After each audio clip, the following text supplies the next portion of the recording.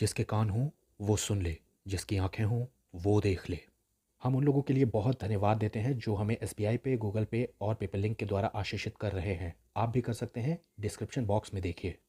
यीशु ने पतरस से कहा, और मैं भी तुझसे कहता हूं कि तू पतरस है और मैं इस पत्थर पर अपनी कलीसिया बनाऊंगा और अधोलोक के फाटक उस पर प्रबल नहीं होंगे।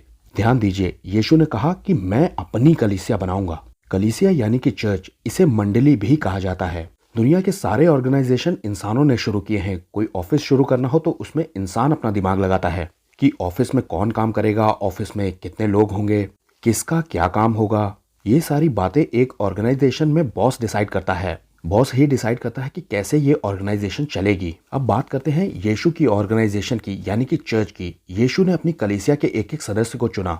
सबसे पहले यीशु ने अपने लिए कुछ चेलों को चुना और उसके बाद उनमें से 12 चेलों को, जिन्हें प्रेरित कहा गया, उन्हें चुना। और इसके बाद बॉस यीशु ने डिसाइड किया कि कौन क्या काम करेगा अपनी कलीसिया के अंदर। जब पवित्र आत्मा का दान उतरा तो वो भी 120 लोगों पर उतरा था। और इसके बाद बॉस यीशु ने डिसाइड किया कि सहायक पवित्र आत्मा पवित्र लोगों के साथ होंगे, यानी कि चेलों के साथ होंगे। जो भी विश्वास करेगा उसके साथ काम करने के लिए पवित्र आत्मा तैयार होंगे।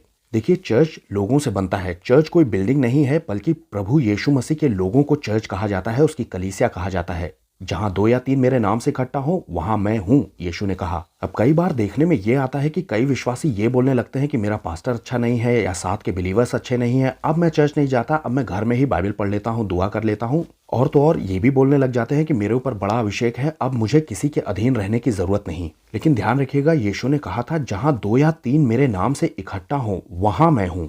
देखिए, अब इसका ये मतलब नहीं है कि यीशु ये कह रहे हैं कि अकेले विश्वासी की कोई हैसियत नहीं है। मान लीजिए किसी गांव में कोई अकेला ही विश्वासी है, लेकिन ये बात ध्यान लीजिए कि यीशु चाहते हैं कि वो विश्वासी अकेला न रह जाए, बल्कि और भेड़ें पैदा हों और विश्वासी बढ़ें। मैं मजबूरी के मारे उन विश्वासियों की बात नहीं कर रहा हूँ। मैं बात कर रहा हूँ ऐसे लोगों की जो ये कहने लग जाते हैं कि मुझे अब किसी के अधीन होने की जरूरत नहीं, पास्टर के अधीन होने की जरूरत नहीं। वो एक ऐसी ढलान पर है जिसमें जल्द ही वो गिरेंगे और बैकस्लाइड भी हो सकते हैं, क्योंकि उनका बनाया हुआ ये सिद्धांत बाइबल के सिद्धांत से मैच नहीं करता है। चर्च एक मंडली है और इसे प्रभु का अंग कहा गया है। सबके अलग अलग काम हैं। यीशु ने हमेशा टीम वर्क पर फोकस किया, इसीलिए तो उन्होंने 12 चेले चुने थे। और मैं अपनी कलीसिया बनाऊंगा का मतलब यह है कि मैं अपनी मंडली बनाऊंगा, मैं अपने लोग ठहराऊंगा।